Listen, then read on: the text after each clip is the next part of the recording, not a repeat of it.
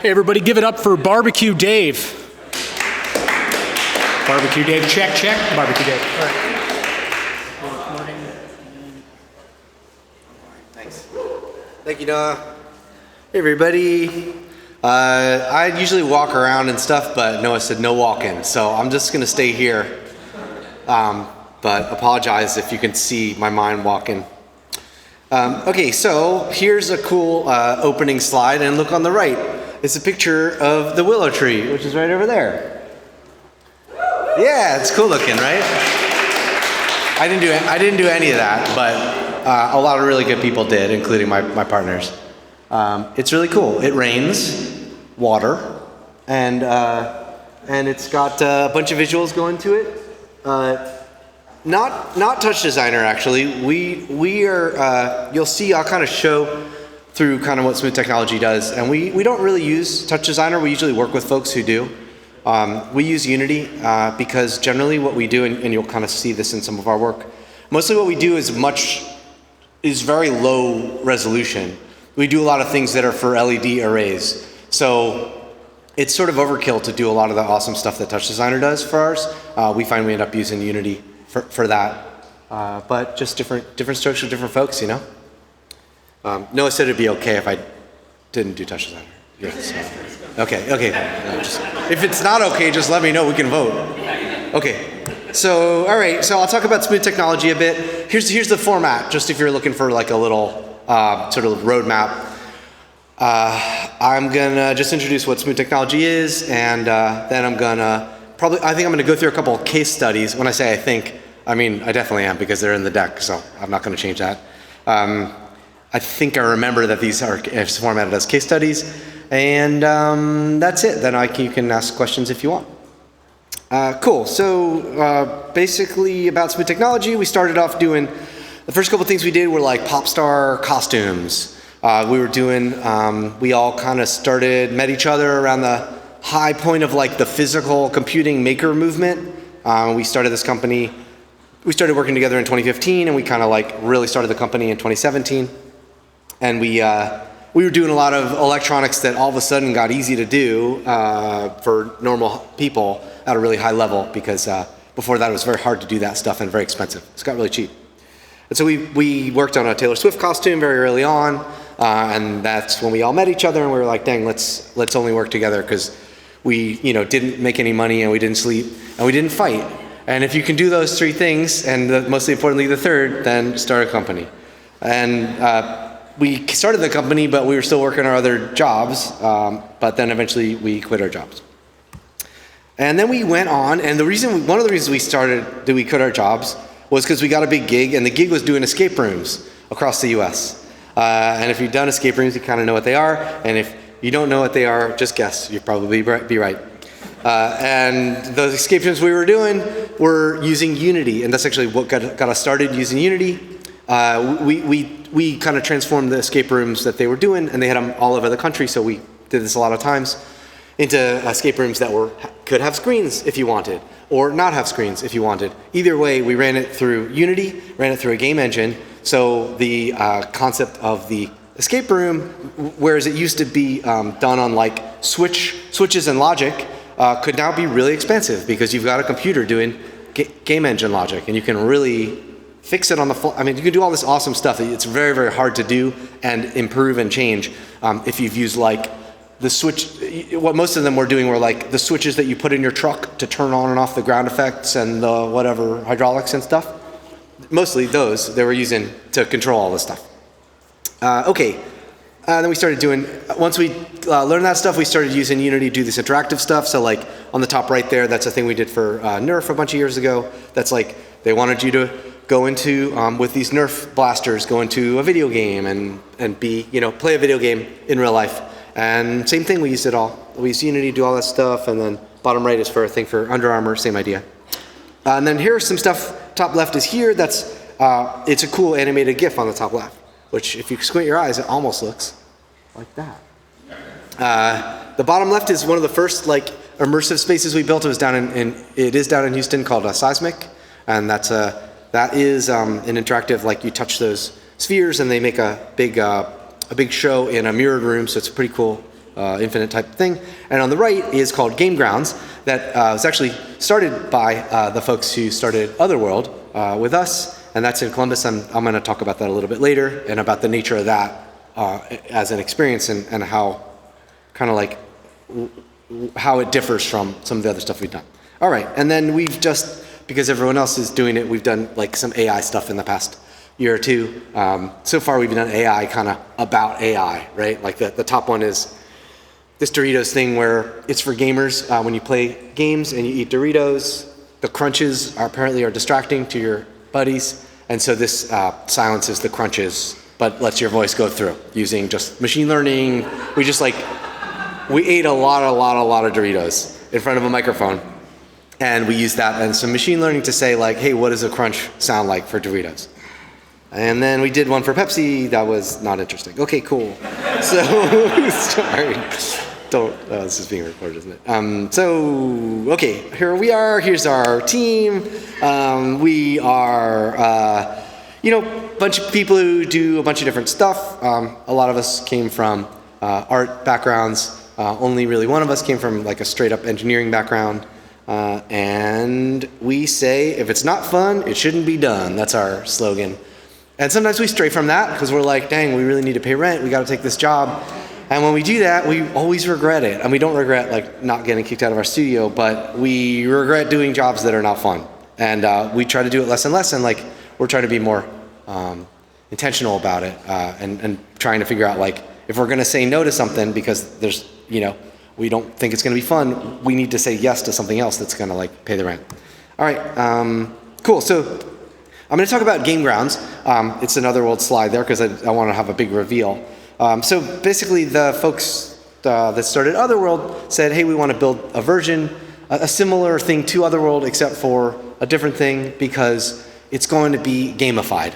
And while Otherworld here and in Columbus is interactive, you can see it just walking around on the floor here, there's a difference in the level of, or in the type of interaction that you do between an interactive space and a gamified space. And I think that's going to be kind of my main point of this talk. I think it's the most interesting and salient thing. It's the thing that I've been thinking the most about in my work. And I've been like thinking about it every time I do a talk about like, just, I don't know, thinking out loud about it at the talk. And then at the end, I'm like, that was really good. Thanks, guys. So here's the shift. And this isn't it's an interesting, I'm trying to come up with a good way of clearly saying this, right? So let's take two things and let's call them the Guggenheim, or what's the Philly equivalent? I know you have the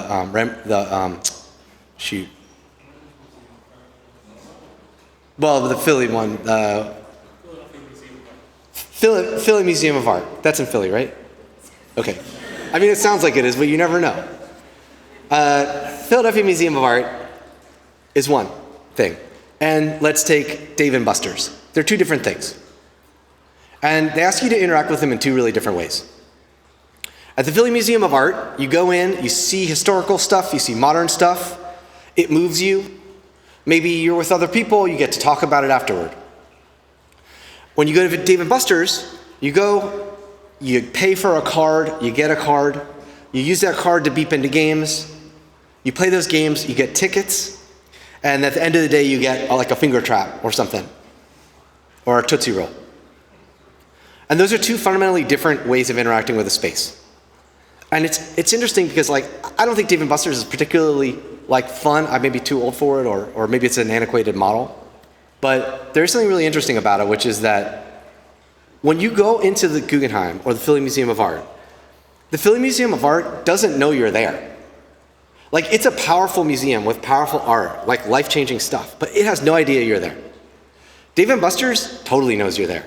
It knows every game you beeped into. And a part of that is that you are entering into it in a much more transactional way, which is closer to the way we like live our lives. Because when you go into Dave & Buster's, you buy into an economy that exists in Dave & Buster's. And those tickets that you get, that used to be paper and now they're on a card, like actually have a conversion to real world value. Like 8,000 tickets is 1 cent or something like that, right? But it is a conversion. And when Dave & Buster's is putting the prizes in the toy store, they use that conversion to pick which toys they're putting in in the prize shop, you know? Like, it's a real economy. In the same way that in World of Warcraft, there was like, I'm gonna mess this up. It's the guild farming, right? Anybody? Okay.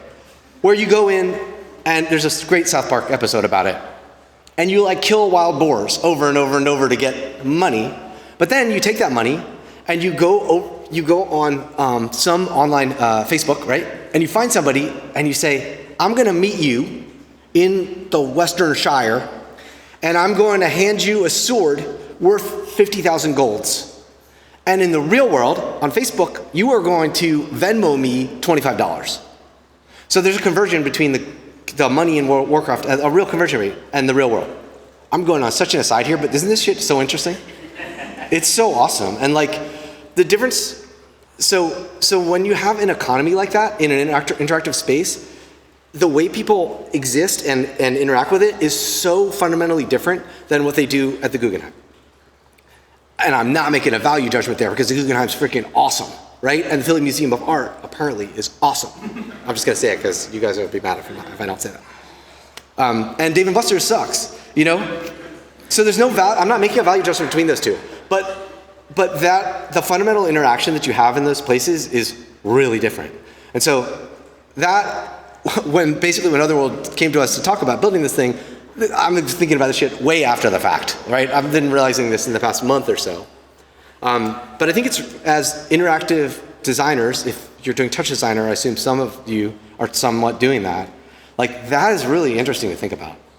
And there's way more that goes along with that.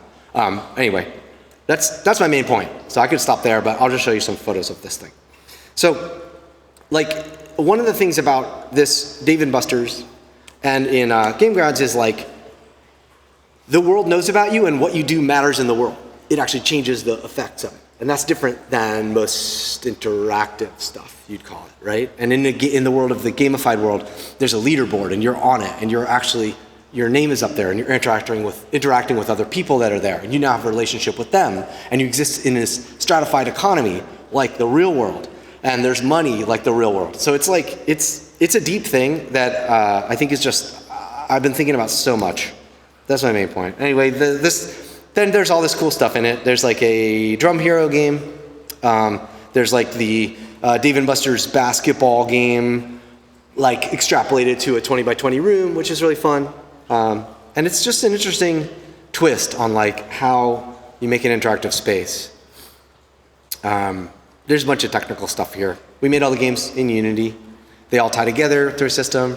There's like a lot of tablets that you beep into. In this case, like you are identified by your RFID wristband. So that's like your ID card in the world. You have a certain amount of time. That's like your lifespan in our world. Okay. All right. I'm going to move on to the next topic, wearables. Does this relate here? Okay, yeah, cool. So this is kind of like in our world, like we do a lot of wearables. And pretty different. I'm actually going to skip over this section. I'm going to go to the more fun stuff. Should I be rushing or dragging or slowing or what? Either way? Okay, cool. All right. I don't know. This is a bunch of wearable fun stuff we did. There's a lot of kinetic stuff in it, a lot of LEDs.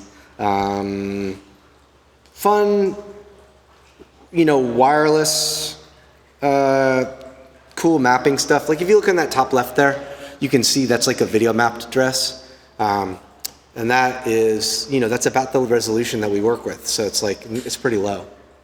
That basketball jersey on the right is higher resolution, but like totally unwearable. And whoever, it would burn you up if you wore it. It's like melting that mannequin in this video. And cool. All right, so here's an interesting one. Totally off topic, no relation to TouchDesigner on this one.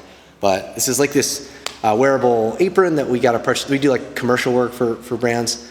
This is this apron that Kroger wanted to make, and they said, we want to make this apron that for cooking for the holidays, it's really stressful. So we want to make an apron that's makes it less stressful. So here's what we want. We want it so it can do all this stuff to de-stress the cook. Well, first of all, it should know if the cook is stressed out. So it should do all this biometric stuff. And we're like, okay, cool. That's really possible. They're like the Apple Watch that you wear. It tells you stuff like, you got a good night's sleep last night, but like you need to wear that for how long for it to actually understand all that stuff about you. The idea that an apron, you'd throw it on and it would be like, bing, I know your stressed and not stressed state. Anyway, we said, yes, sure, let's build it. So it has, we picked things that we thought probably were a pretty good indicator of stress, like fast movements, sweating, temperature changes, things like that. So we did all that stuff, but the fun stuff was more the output of it, which it had, do we have like aromatherapy, like it made like cookie, like a chocolate chip cookie scent come out of it to calm you down. It had massagers in like the neckband. It played music, holiday music, which as we all know, like incredibly calming, right? And what else? Is a screen, but the most fun thing about it is this. It had a smoke detector. And if it detected smoke, it assumed you were burning the meal. And then it would link to the Kroger app and order you a whole meal from Kroger to get it delivered. That was the best. I think that's the funniest part of the story and like just the best part, And yeah, so blah, blah, blah, we did all that stuff. Okay, cool. Here's the fun parts. Next couple projects are in the if it's not fun, it shouldn't be done category because at Smooth, we do a lot of work where people come to us and they're like, here's the problem. We want to build this thing. Can you build it? And we say yes or no, and then we build it or don't build it. Sometimes we get to like build stuff that we just come up with, and we're trying to just, in life, do that more. And so this first one is something we've been building over the past couple of years. It's our bartending robot that we built for our holiday party. And we've done it, we've built it 4 times. The first one was like a very rudimentary one. The second one and third and fourth were built on the same frame with this, like, we call it the bar wash. It's like a car wash that goes down a conveyor belt.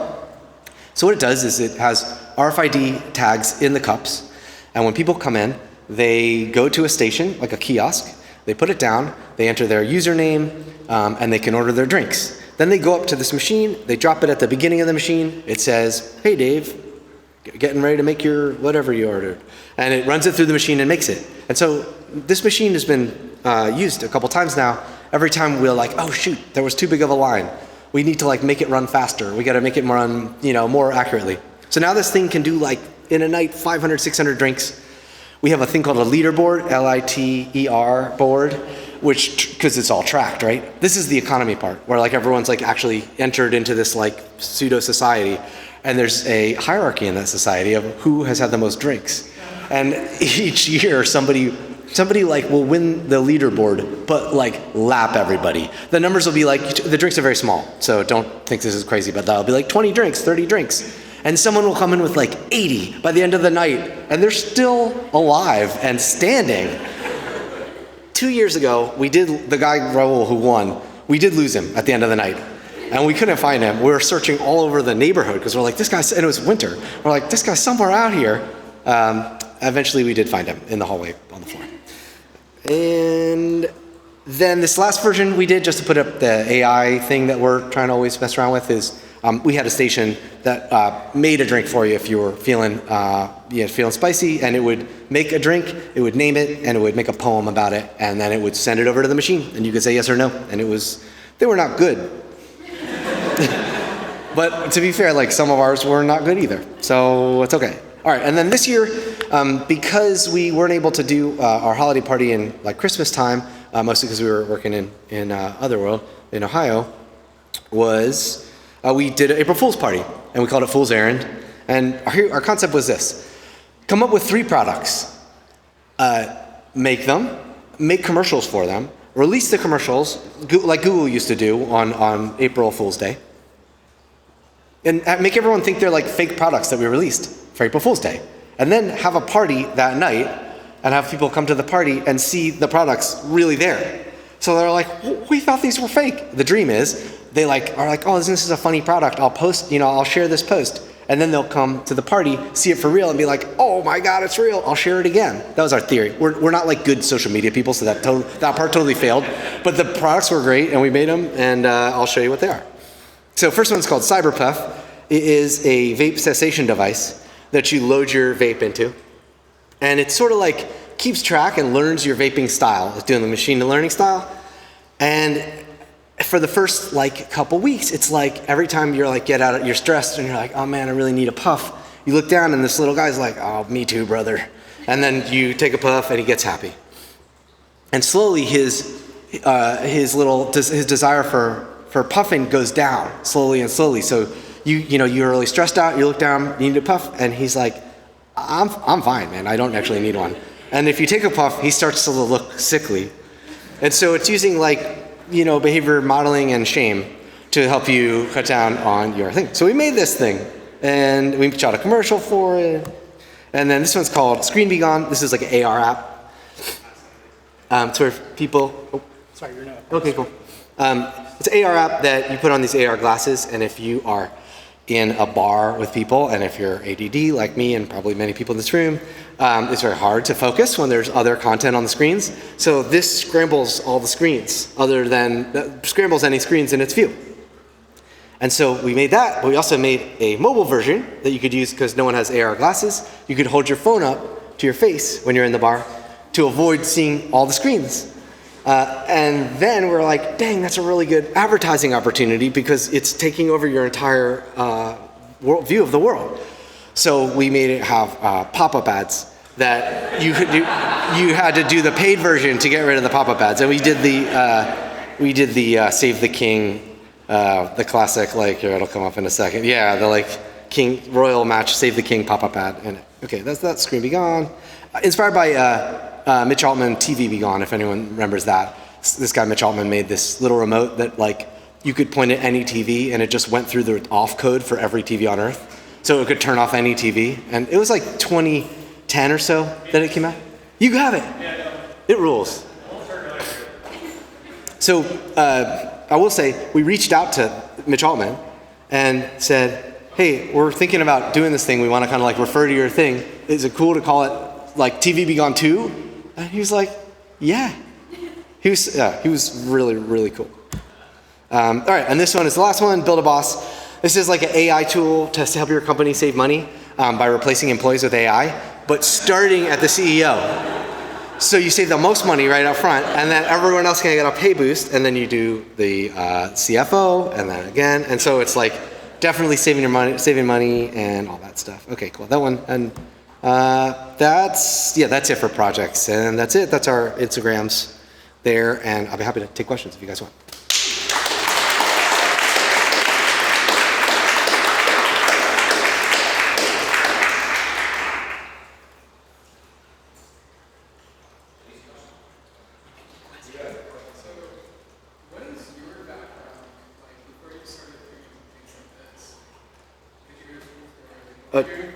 Yeah, sure. The question is what my background is. So I studied literature, liberal arts, and I got a job teaching right out of college.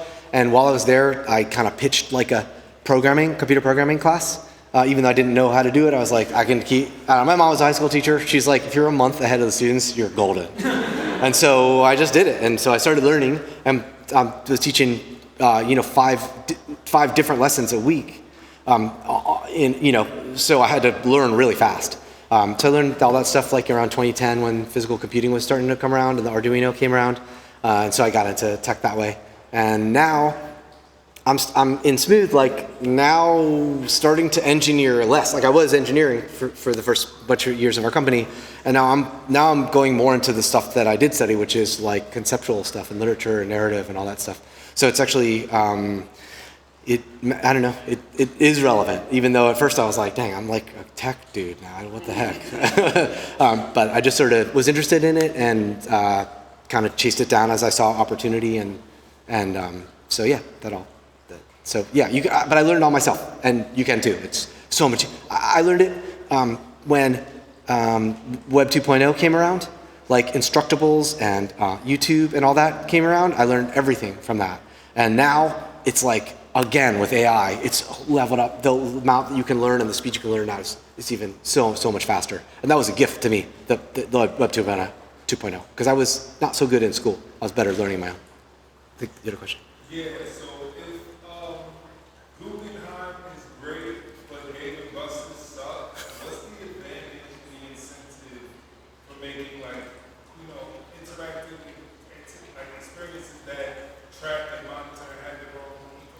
That's an awesome question. So the question is, if if Guggenheim is great and Dave & Buster's sucks, why make Dave & Buster's is? Oh, great question. So I think Dave & Buster's is pretty old, and I think it's like I think it was around like kind of before modern video games, definitely before phone games and all that. So I think it's just an old model. That's probably why it's bad. I think a new version of that, obviously Dave & Buster's was incredibly successful, right? A lot of people don't share my feeling about it being bad. In fact, I'm exaggerating. I don't think it's that bad. I went recently and I was like, this is actually not that bad. But now I'm old enough to get like beers and stuff, so it's like, so why do it? I think all right, how about this? I'll answer it with like, the next level I'm thinking about I went on a real rant when I got to that part about like the different types of interactivity. And like I'm still developing this part of these thoughts, but I think the next level is to ask like, why do people like being a part of an economy? Why do people like doing these different things? Why do people like doing anything? And when you start thinking about that, you're like, well, why would people want to make a mark on be somewhere and be recognized? Why would people want to make a mark on the world? This is a deep question, right? And it's deep inside us, and some of it is human and some of it is pre-human. Like there's certainly, I was just asking, I like to spend a lot of time talking to ChatGPT about this stuff, right? And I was like, why do people want to be unique? Like why does an artist want to stand out from the crowd? I was like, tell me mechanically, like why evolutionarily, why does that exist in us? And I was like, well, birds learn a specific song that's like super duper complicated because it shows they're really smart. And then other birds are like, wow, I could shack up with that bird and then maybe my kids would be smart and maybe they'd have a better chance of surviving. That was like the answer ChatGPT gave me. And I was like, that tracks, that makes sense to me. And I think that there's that, right? Which is like, why do we want to have an impact on the world? Because why do we want to matter? Well, because that has to do with our survival and stuff like that. But then there's another part of it that's not from birds. There's another part that's like, is uniquely human. And that's that like the meaning making part of it. And like, we're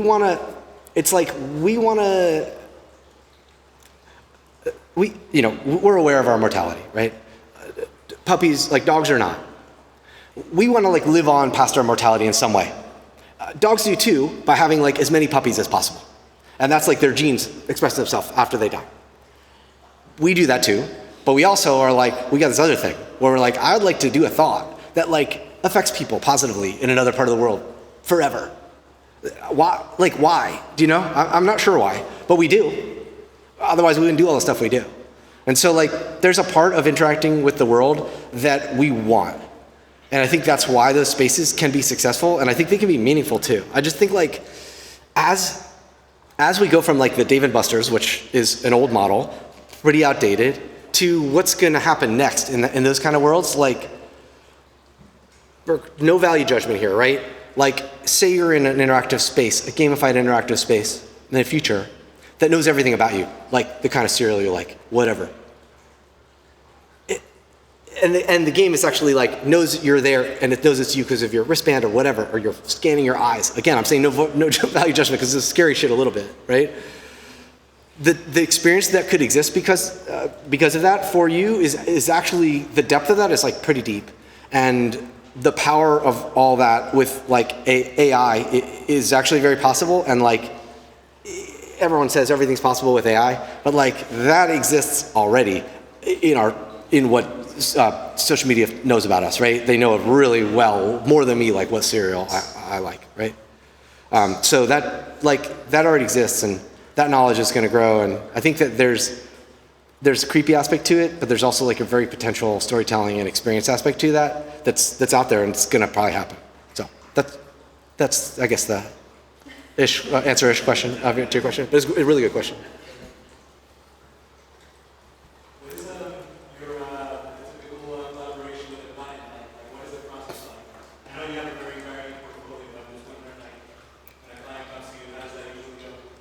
Great question too. Okay, the question is, if a client comes to us to Smooth, how does the relationship, or how does that happen? How do we work with them? It's pretty varied. Sometimes clients will be like, we want to make a like a toaster that, I don't know, plays music or something. That's a pretty baked idea, toasted idea. And so we make it, you know? And then sometimes a client will come to us and be like, got any ideas? And we'll say, well, wait, you're the agency, that's your job. And they're like, yeah, but you can't do your job until we have the idea. And we say, dang, okay, fine, we'll make the idea. So we come up with the idea, they pitch it to the brand, and then we make it. And then the third one, which is my favorite one, is we come up with an idea. And we approach other people that we think we could work well with, and we go together to a brand or to a person or to an organization and say, we want to build this for you, and we need this amount of money, and it will be value. It'll bring you value for this reason. So that's the one that I like the most, because we get to kind of pick what we do, and that's the hardest to do, obviously, right? Because mostly we do service, right? And I think we all do in this, in this world at this point. So yeah, those are the few different ways. Like right now we have one where there's a costume designer that we've worked with on all the drag queen costumes. So we've done a bunch of stuff for RuPaul's Drag Race stars in different costumes. And then this designer's done most of them, most of the great crazy costumes for those. So we approached him and we were like, hey, we keep getting asked to do concert costumes. Let's come up with our own, just make it, and just pitch it around and see if we can get it on Lady Gaga. See if we can get it on someone. If they see the video of it being awesome, they might say, oh, that? Yeah, sure, we definitely want that. It just builds our portfolio too, and we get to do, in that case, exactly what we want. And we wouldn't pick something that costs $1 million to do that, you know what I mean? It'd have to be something tenable within our budget and time and stuff like that. But I think doing that is, it's how we started, really, building prototypes for people and being like, check this out.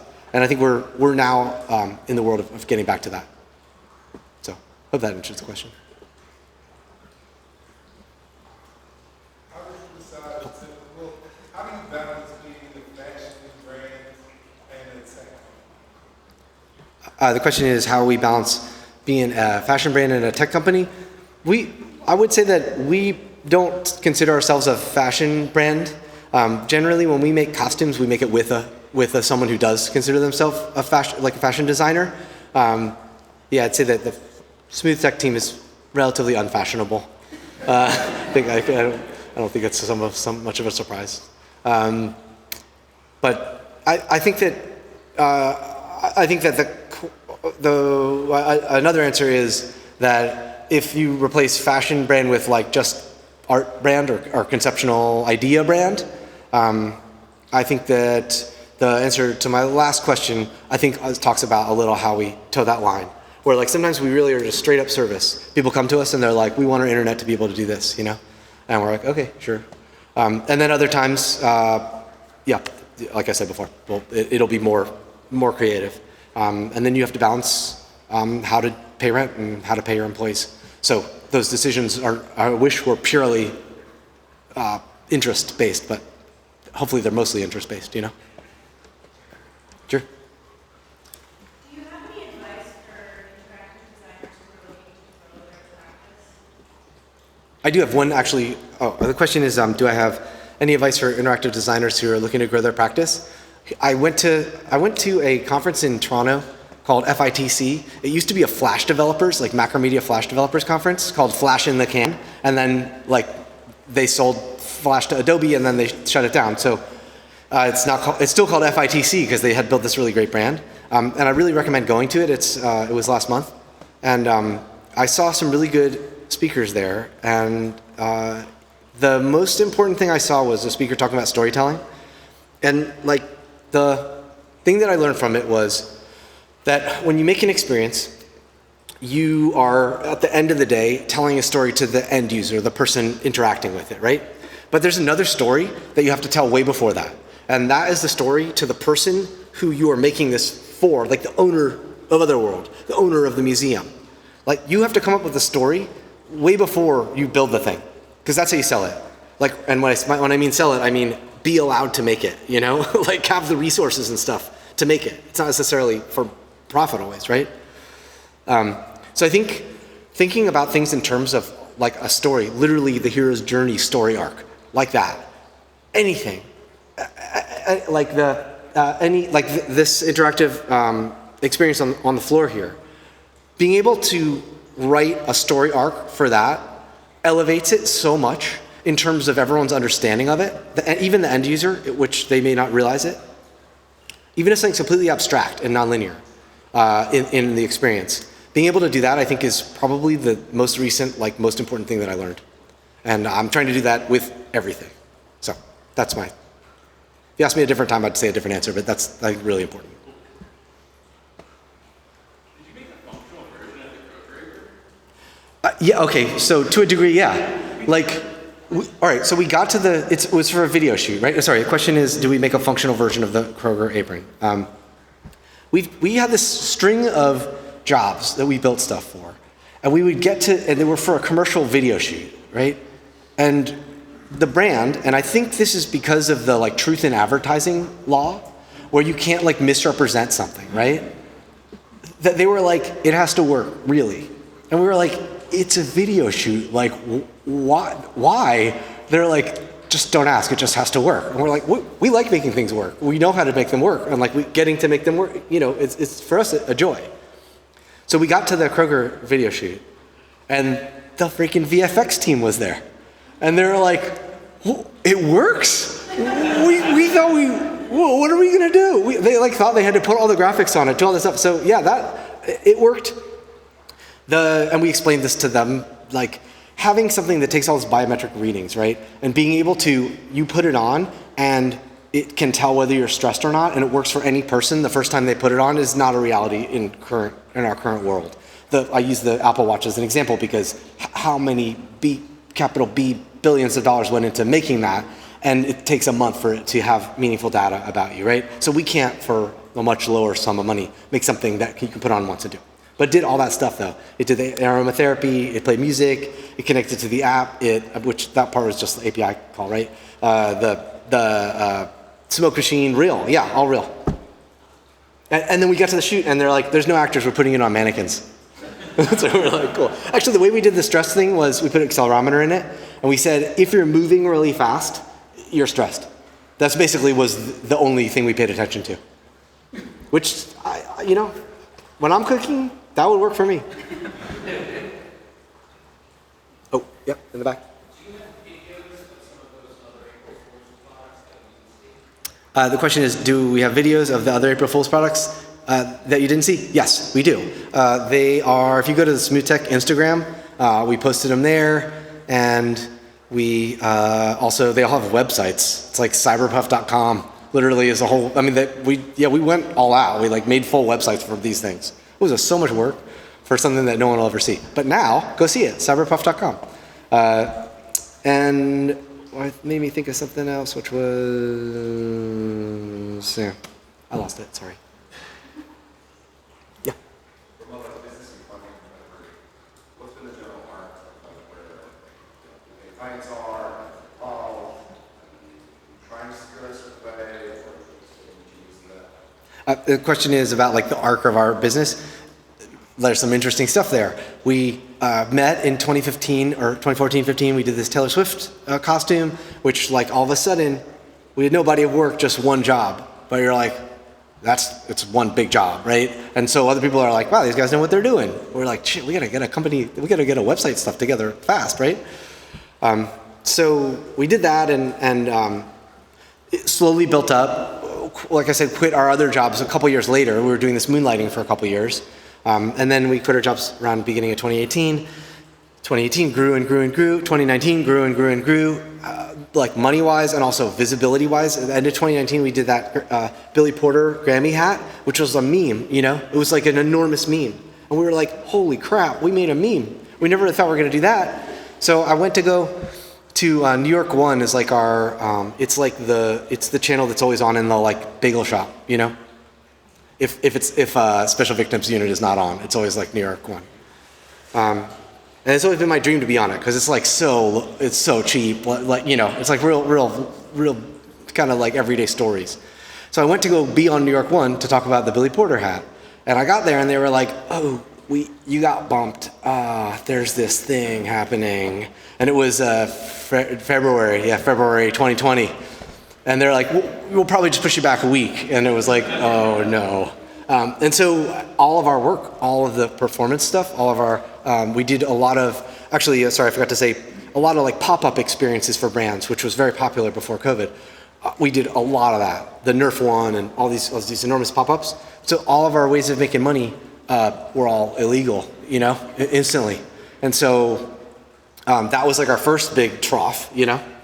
And then when things started coming back from COVID, there was like a backlash and we did it again. And then in 2022 or 3-4, there was like another trough where like just stuff started to cool. And AI, I think, made a big, you know, had a lot to do with that. And like the way people's fears about the future, political stuff, you know, all kinds of stuff had things to do with that.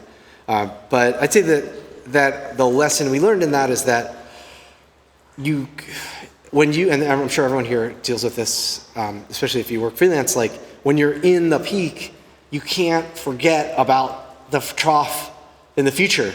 Like you have to somehow be doing new business while you're finishing the business. In that case, having a team and like having good teamwork really helps. If you're working on your own, being just very, very organized and like multitasking and stuff, which like, thank God I have a team because I can't do that. But yeah, is that a good answer? Or is that sort of the answer? Okay.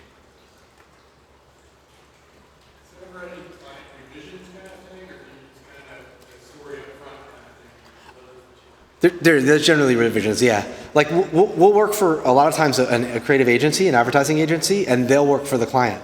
So we a lot of times are like the technical partner, because they're like, what can we do with a touchscreen? You know, all of a sudden the technical partner job has a bit of storytelling and creativity in it now because we're telling them what's possible by coming up with that, you know, the idea.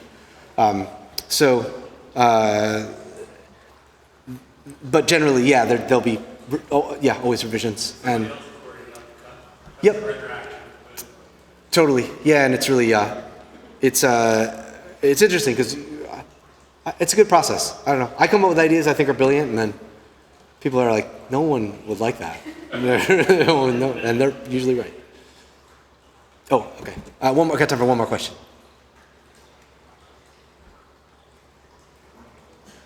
Cool. I'm going to stick around, so you feel free to ask other stuff too. Thank you.